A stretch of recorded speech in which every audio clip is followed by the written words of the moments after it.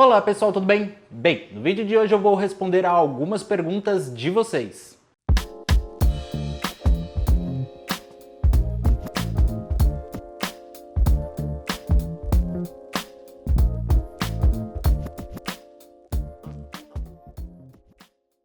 Já há algum tempo que eu quero fazer esse tipo de vídeo aqui no canal, que é responder as principais dúvidas de vocês sobre alguns temas, uma vez que a dúvida de um pode ser a dúvida de muitos. Por isso eu resolvi lá no Instagram abrir uma caixinha de perguntas para que vocês pudessem mandar dúvidas. Claro que sempre sugerindo um tema. Então se você não segue a gente lá no Instagram, corre lá para seguir a gente, @estúdio1202, porque essa caixinha de perguntas estará lá toda semana.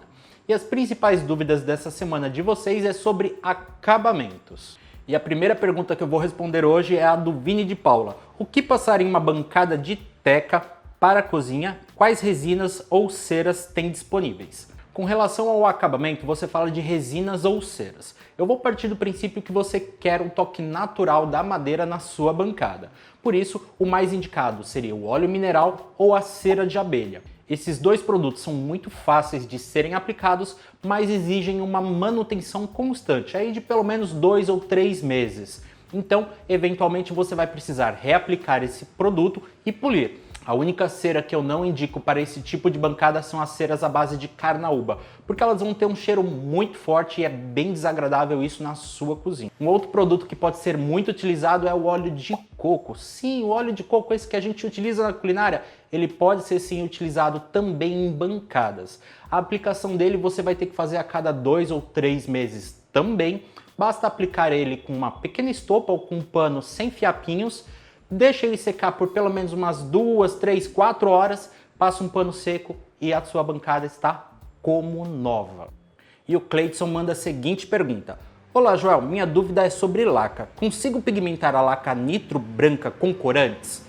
E a resposta para essa dúvida é não. Não dá para pigmentar a laca de forma caseira na sua oficina. O ideal é que ela venha pigmentada da loja. Isso porque os pigmentos que são utilizados para a pigmentação da laca nitro, eles são vendidos em frascos muito grandes para utilização em máquinas de pigmentação e não são vendidos ao público diretamente. Os pigmentos que normalmente são vendidos ao público são pigmentos à base d'água, por isso eles não servem para a pigmentação de laca nitro.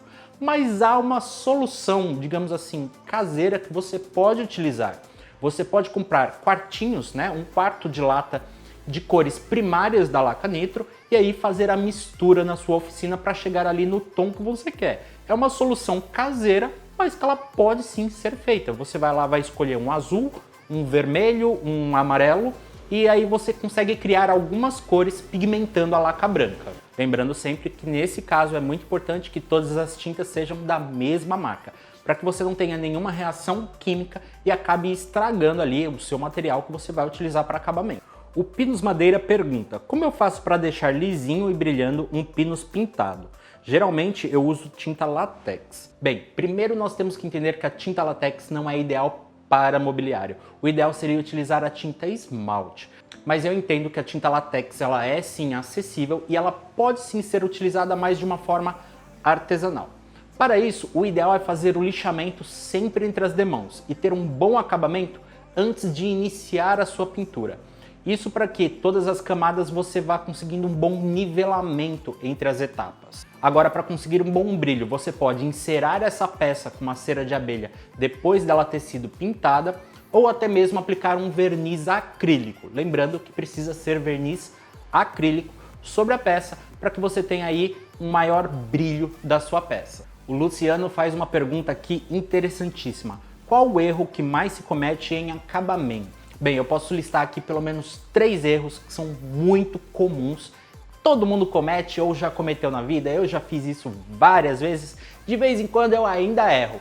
Primeiro é não preparar adequadamente a superfície. Não ter certeza se aquela madeira está úmida ou não.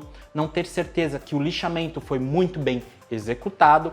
Ou até mesmo você deixar poeira e óleo em cima da superfície, principalmente ali durante um manuseio. Você termina o lixamento, não passa um paninho, não passa uma escovinha para tirar a poeira, isso vai sim prejudicar o seu acabamento. Então você precisa ter certeza de que a superfície que você vai dar acabamento está em ótimas condições.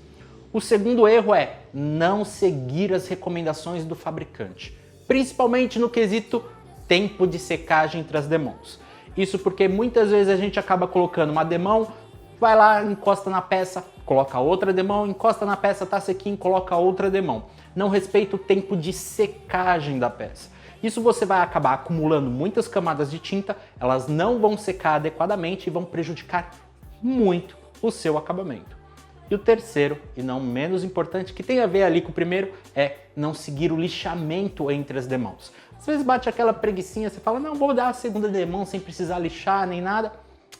Tá errado, você precisa lixar para dar aderência para a tinta e também para permitir nivelar aquela pintura, porque muitas vezes quando nós pintamos acabam ficando bolinhas, cerdas do pincel, marcas de pincel, que é ideal que você nivele essa superfície para a nova camada de acabamento. A pergunta do Aldo também é muito comum. Não tenho compressor, qual a melhor forma de aplicar tinta e verniz nesse caso? Nesse caso a gente vai das formas tradicionais, pincel ou rolinho. Mas o mais importante do que utilizar esses dois é fazer a diluição correta da tinta que você está utilizando.